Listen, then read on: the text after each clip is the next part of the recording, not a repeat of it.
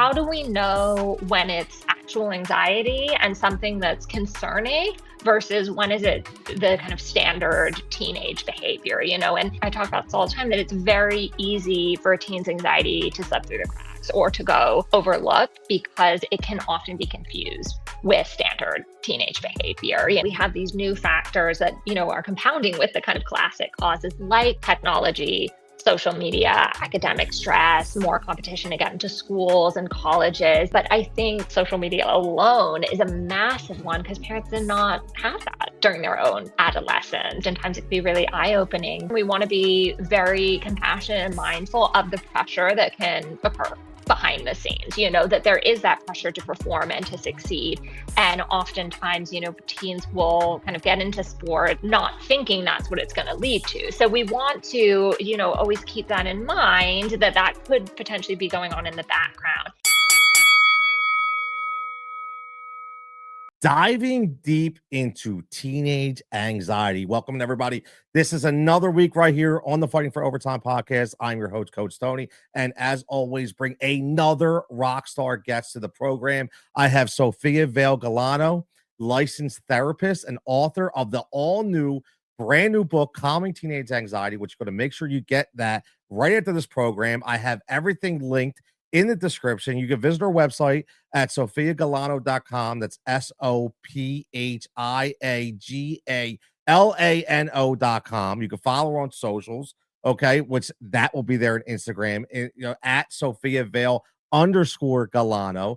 And she was born in Los Angeles, raised in London, holds a master's degree in social work from New York University. We goes way across the map there. Sophia earned her LCSW in 2018 and has a thriving therapy practice today, catering to adults and teenagers in wonderful California. Additionally, she has extensive experience working as a therapist in residential, inpatient, outpatient medical, and educational settings for both adolescents and adults. In conjunction with running a private practice, Sophia supervises associate therapists too. In addition to her work as a therapist, she is a certified yoga instructor, master Reiki practitioner, and volunteers for several, I love this, nonprofit organizations, as I do myself. After achieving her LCSW, Sophia completed a sex therapy certification from California Institute of Integral Studies, an animal assisted therapy certification from the Animal Behavior Institute,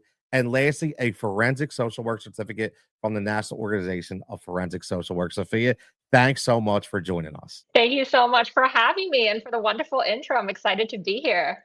Hey, listen, man, you have the accolades. I say that all the time. We have to read them. They're important. I love the nonprofit stuff and because I do that myself, and I don't know if there's anything more rewarding than. Totally. I'm right there with you. It's the best, and if we can do it, why not? There is a need for it. And yeah, so I always got to throw that in there, inspire some people to do the same thing, hopefully. I agree. Whether it be that, I was talking offline about coaching, same thing. Put your hat in the ring. You never know. Yes. Never know how rewarding it really is. Now, let's get right into, obviously, because a lot of people deal with anxiety. And I know I've dealt with it personally. On a personal, I've been very upfront and transparent. I go to therapy once a month. I've graduated from going once a week to once a month over the last 3 to 4 years. Not ashamed to say it. It's been fantastic. But you're focused specifically on teen anxiety. So what inspired you to focus your work on that specifically? I first fell in love with working with teens, with that population, when I was in graduate school. So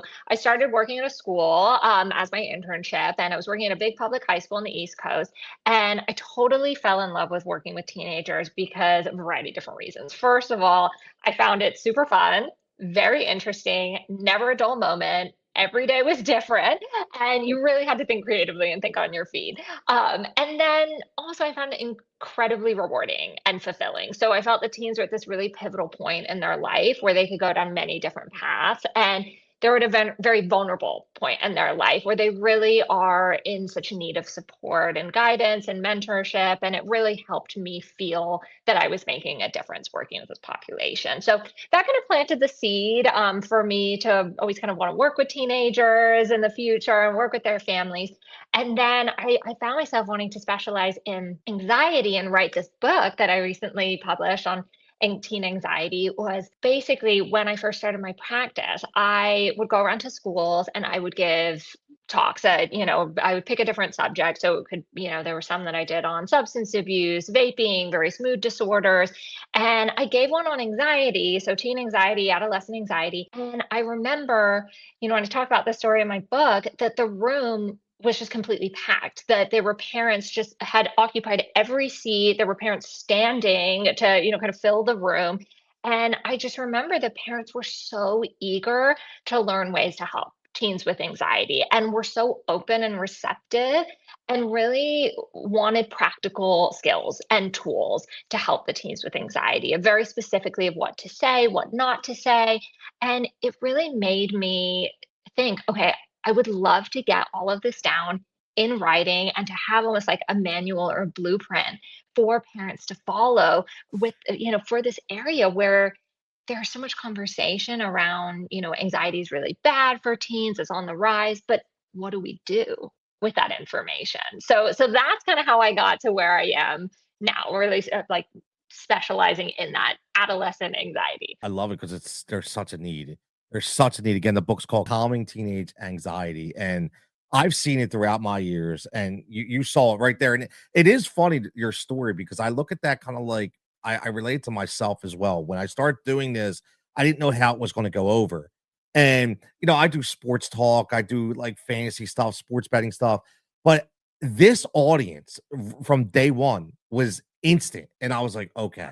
I felt like there was an outreach of people that they needed support. They needed somebody to listen to them and relate to them because sometimes tell me this if I'm wrong, but sometimes it's not just about the answers, right? It's about you being able to relate to somebody in their situation, correct? Totally, 100%. Yes, you hit the nail on the head, and I talk to people about this all the time that, often with teen anxiety, it's obviously, there are some emergency exceptions to this. So, take it with a grain of salt as kind of a generalized statement. But oftentimes it's not so much providing a solution or fixing it. It's more about the ability to relate, that validation, and, an adult really being curious and wanting to learn about what's going on with the teen versus like, let me just alleviate this right away. It's really being present for the teen and showing up for them. That's huge. It is. It Hmm. is. You got to show support. Now, from your Yeah. experience working with this teens and their families, what would you say so far are the most common sources of the anxiety that you actually see today? So I always start with this piece, whether this is, someone seeking to learn a little bit more, or if I have a parent that comes in to talk to me about a teen with anxiety, or the teen is anxious, is how do we know when it's actual anxiety and something that's concerning versus when is it the kind of standard teenage behavior, I talk about this all the time that it's very easy for a teen's anxiety to slip through the cracks or to go overlooked because it can often be confused with standard teenage behavior, and teenagers, I think this is a really important takeaway and a reminder for people listening that, teens are not expert communicators at all. So, right, it would be lovely if they were, but a teen, kind of joke is rarely going to sit down with adults and say, I'm really struggling emotionally and I'd really benefit from, some emotional regulation techniques and coping skills to alleviate my feelings of hardship and suffering. No, they're going to say, everything sucks. It's awful. I'm overwhelmed. No one understands me. I don't want to go to school. I don't want to go to the sports game. Like it can look different than what we would think for adults. So again, just to differentiate, when is it normal, quote unquote, normal, natural adolescent development versus when is it concerning? No, that's huge because not knowing the difference is obviously knowing what course of treatment they need if it's even necessary, right? I mean, I Definitely. now I know there could be so many different areas with this because of the world that we live in today, but why do you think anxiety has become so severe and widespread among Yeah. teens in this generation? I'm gonna guess social media Yeah. has something to do with this. Maybe a little bit. Yes, totally, totally. So, I will say, I do think with this generation, first of all, there's more of an openness around mental health, obviously depending on kind of where we live and kind of our culture, but just generally speaking, I feel like there's more conversations happening about mental health. So, that's an important factor to consider. I do feel that there are some factors that parents might have experienced during their own adolescence. Of course, kind of I call these like the classic causes to anxiety. The chemical changes, hormonal changes, kind of more of those medical biological factors. But then on top of it, we have these new factors that are compounding with the kind of classic causes, like technology, social media, academic stress, more competition to get into schools and colleges.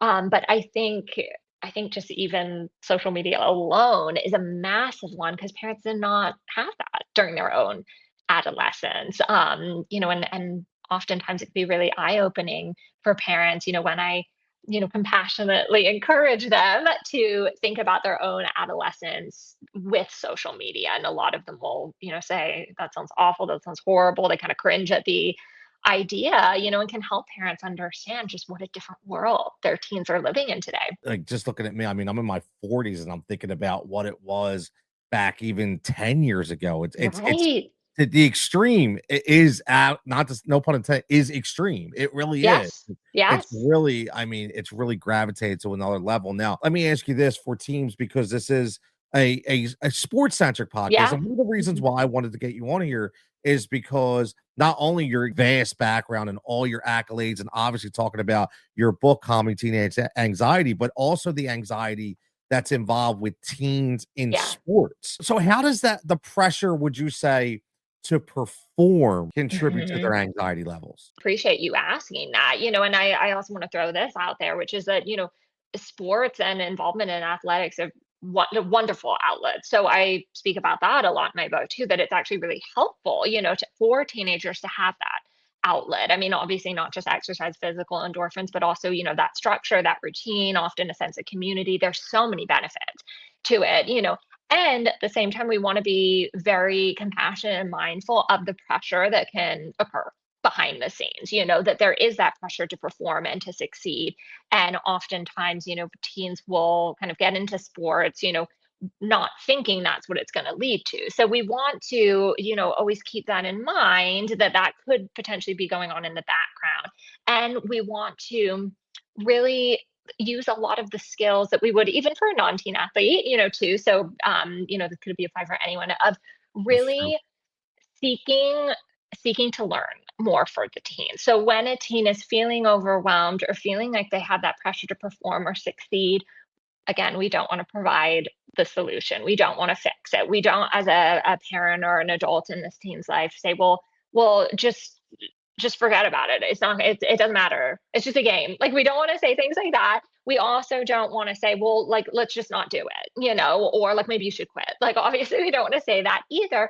We want to employ these more kind of curious, inquisitive approaches where we say things to the teen of, I'd like to learn a little bit more about that. Would you share a little bit more of what this feels like for you?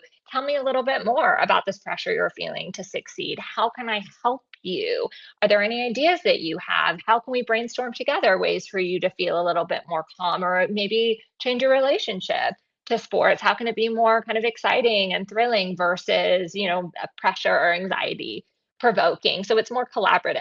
That makes a lot of sense. It really does. It's all, and sometimes, and what I've learned, just I mean, as a parent and a coach, it's obviously how you approach it, right? How do you approach? I Totally. think, right, Totally. and I Yes. do think each situation is unique. You can obviously shed light on that. I mean, every different individual, their mind is different, their emotional state is different, right? So you can't just. That 100%. was one of the biggest things, Yeah. I think, Sophia, when I was coaching, was, and I would tell people, listen, you can't generalize everything, because Yeah. everybody, listen, everybody's dealing with something different, right? And Totally. and Mhm. it could be something they're bringing from home. Yeah. It doesn't necessarily have to be on the field. I mean, they may dealt with kids that had so much pressure at home to perform that by the time they got to the field, they didn't even want to play because they were Yeah. so scared. What happens if Yes. I do bad today, Yes. Yes. That is so real, and it amplifies the anxiety that's already there, and again, I really appreciate that you acknowledge that A, it's not a one size fits all, and we don't know what goes on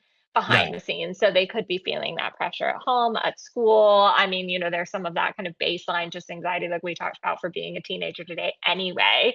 And then on top of it, bringing it into the sports field or into their game or, um, whatever the situation is, we want to just be really empathetic. And at the same time, also, it's important not to rescue or enable, of course, unless it's an emergency situation, Uh, different no. story. Yeah, Yeah. right. No, Mhm. I completely agree. Now, speaking of this, speaking of everybody being unique, what if a teen Mhm. athlete becomes resistant to the talk about the stress or the pressure? They're like, I don't want to talk about it. I don't want to deal with it. What are some healthy ways that as a whether it be as a coach, whether it be as a sibling, a parent, how do you open up Yes. that conversation? Totally, totally. So, I want to put this out there too, which is that even if there's a little bit of a conversation, even if it's 10 seconds of a conversation, that's positive, because oftentimes, I think as adults, we can get discouraged if a teen doesn't open up to us for a lengthy amount of time, but any little bit counts, and I remind adults all the time not to get discouraged and also to keep revisiting too. So, like, oftentimes it's just opening the door. So just to kind of put that out there to start.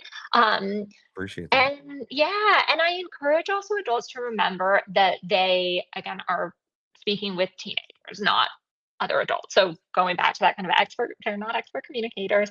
And also, it would be nice, right? Right. Also, it can be helpful for us to be creative with how we have a conversation, where we have a conversation. So oftentimes teens sitting with an adult kind of sitting at a dinner table like a kind of family meeting style, or with the coach with the maybe like with a desk between them face to face, is going to feel a little inorganic to a teenager, whereas when they're going for a walk with an adult or they're in the car driving and they're not sitting face to face, it's interesting how oftentimes the teen will open up more when they feel that it's more organic or less formal or a little less unstructured or less structured, and it can take some getting used to for the adults too. Adults can feel, hey, I'm not taking this seriously. This is too casual. I need to, sit down and have kind of a heart to heart, but you don't want them to feel the pressure in that setting. That's a great point. I hope your parents are listening up, man, for real, because I think we've all dealt with that with Of teenagers. It's, course.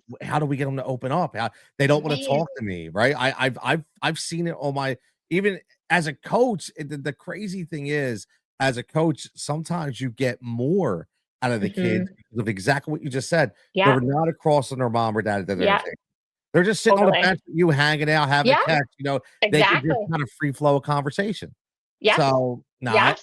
I think that's huge. I Yeah. really do. That's a great point. Now, let's look at it from the other end, and you mentioned very, very beginning about whether it's serious or whether it's just normal adolescence behavior.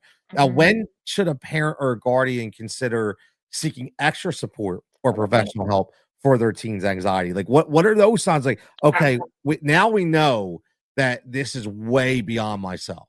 Right, right. Totally, totally. So, first of all, as a therapist, I'm biased because I think, anytime is a good time to get, more support, even preventative, like, I don't never disagree with hurts. that. I agree with that. Never hurts, never hurts. And at the same time, there are these situations where we want to take a closer look and decide, okay, this person is clearly struggling. And, just as a kind of general example, and, Tony, I'm curious your thoughts on this, but let's say there's a team who, a teen athlete, and before their game, they're feeling nervous, they're feeling anxious. It's a big game, there's a lot of pressure, they're feeling overwhelmed. Okay, they're able to get through it, they're able to perform, they go on with their day. They can attend school earlier in the day. Even if they're nervous, they can still get through their classes, they can still, do their homework, they can still go ahead and, want to hang out with their friends on the weekend.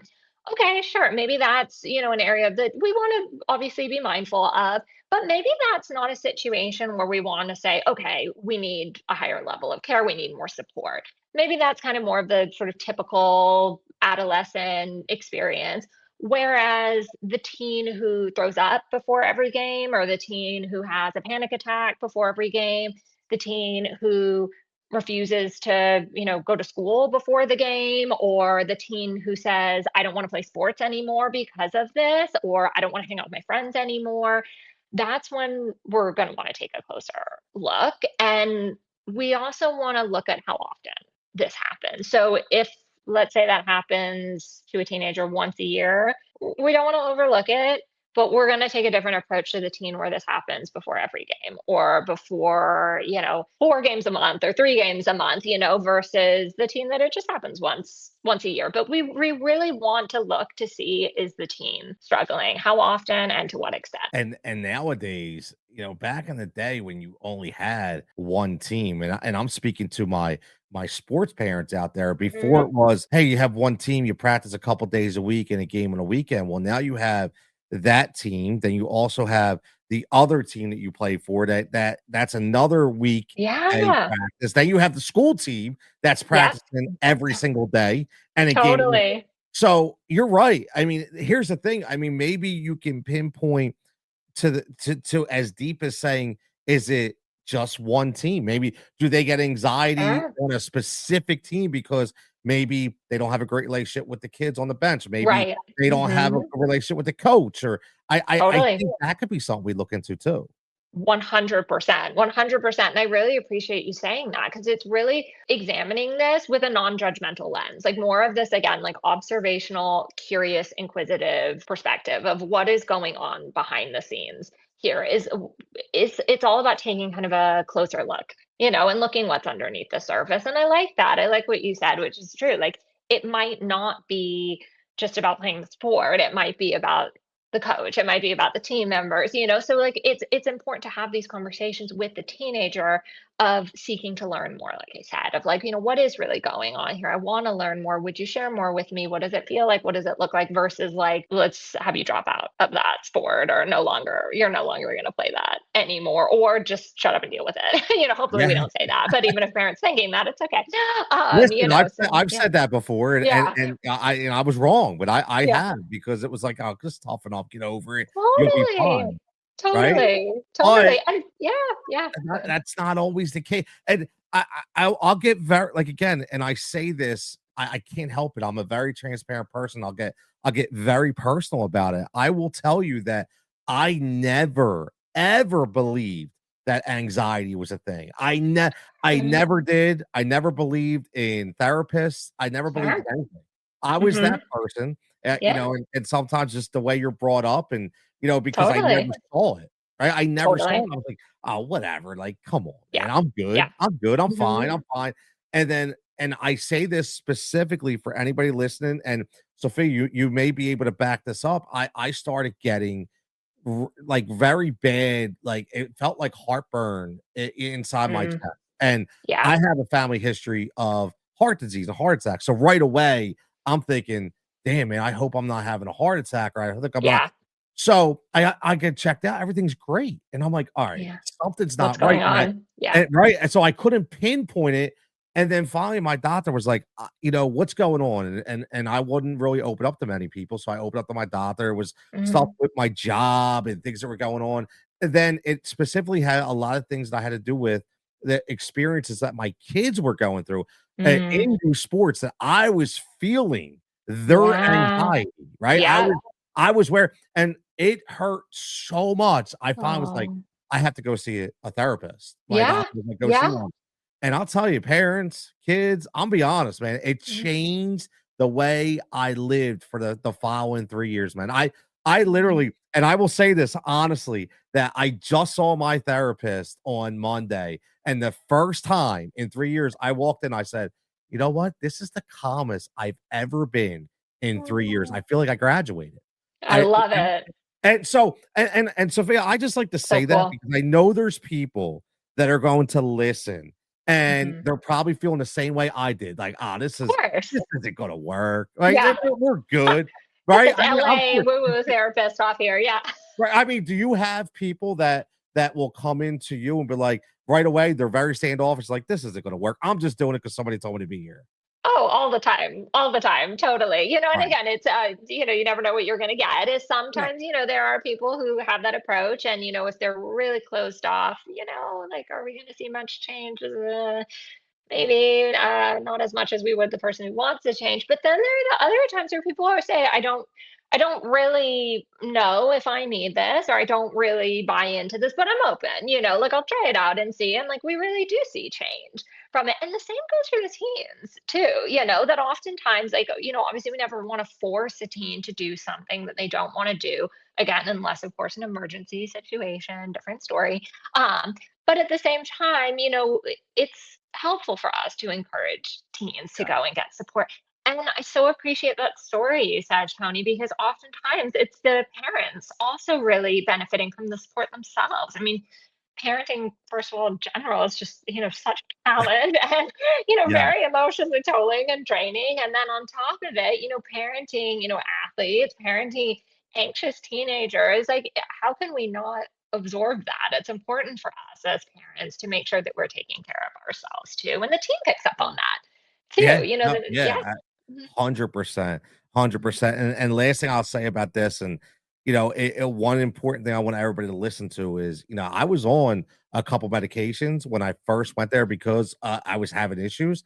And Yeah, as of 6 months ago, I'm off. Like I'm that's good. awesome. Right, Yay. but and I want people to understand that, man. That's important because go get the help, man. It's out Yeah. there. It's out there. Go get it. Now, let me ask you about real life stories. Now, from your counseling work, what have you learned about real life stories and shared experiences that are shaping the way the kids handle these challenges? Like maybe some success stories that you've had. Obviously, no being specific, but just kind of real life situations that you've dealt with. Totally, totally. So what I have found is, working with teens and when it's really addressed, when the anxiety is addressed during their teenage years, I just notice such a difference versus when it's a young adult that sees me in my private practice or an older adult, and I guess that's where kind of it sort of circles back around to, why I love working this population is that it's almost like I think not, I don't want to say kind of like catching it while they're still it's catching it early. I don't know if that's kind of the correct term, but oftentimes what happens is I'll work with adults who say to me, they'll say, Sophia, I think I actually had anxiety my entire adolescence. My teen years, and I just didn't know it. Like there wasn't really that label for it, for a variety of different reasons, like you said, family life, culture, the time, like there wasn't any conversations around mental health. Um, but just feeling that, it was kind of disregarded throughout their teenage years. So oftentimes when I work with teens and they say, wait, this is what I'm feeling, there's actually a label for it and there's treatment for it. There are ways that I can actually get through this. And you see the teen say, okay, even if I have this, I develop the skills, the self esteem, the self worth, and the tools to kind of persevere and know that even if, let's say, I get really anxious or I get nervous before, my, swim meet or my gymnastics competition or my baseball game, like I know I'm going to be fine. Like I know even though I'm scared, I know that even though I'm anxious, I know that I'm going to get through it no matter what happens. And that's what's really rewarding for me is seeing teenagers kind of get these skills earlier in life, whereas like the adults, obviously, of course, we still get them. Look at the story you said. But it's so wonderful that, they can form these skills when they're younger and, kind of more moldable to a certain extent. That's great. It is because you hit the nail on the head, in my opinion, just from over the years of be coaching. I could look back at certain instances and go, "Wow, you know what?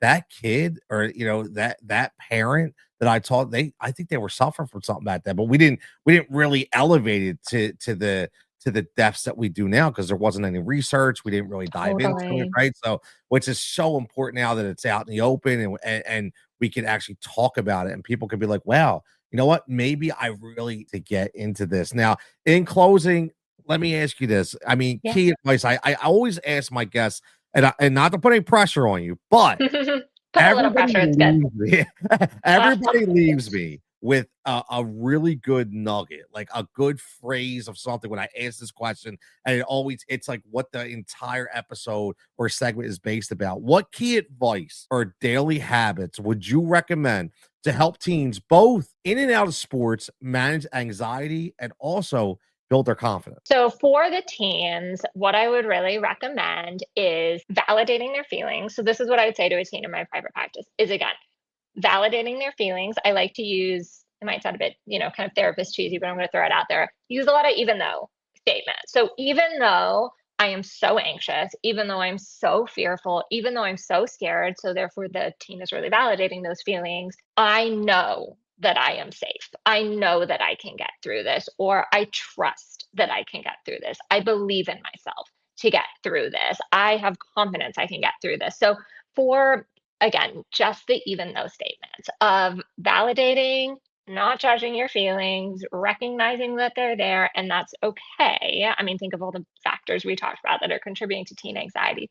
And also bringing in this other voice too, kind of this voice of empowerment, of strength, of encouragement too. So it can be kind of the balance of both. You nailed it. You said Oh, good. validating your feelings. But see, it just comes out like that. That's what I Yeah. love about these questions. Yeah, it's Before a we good one. go, what do you have going on? What do you have coming up next?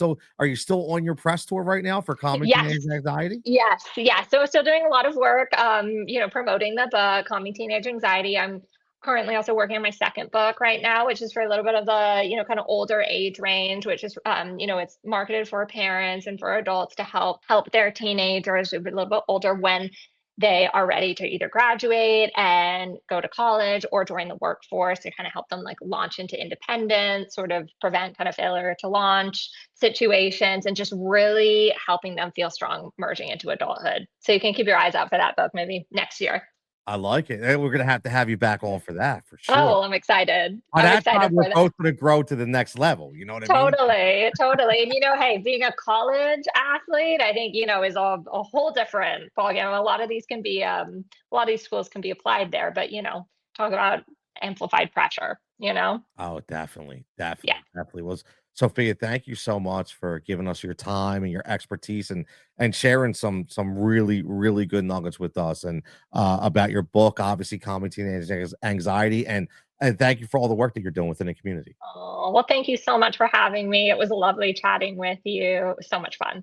Fighting for Overtime is a Rise and React media production. If you're looking to start a podcast, if you're looking to get some direction, hit us up, let us know. We'll help you out there as well. Again, for everybody, enjoy your time, memories and moments, and keep fighting that fight. Continue to fight in overtime to make your kid have the best experience that they can have when it comes to playing youth sports.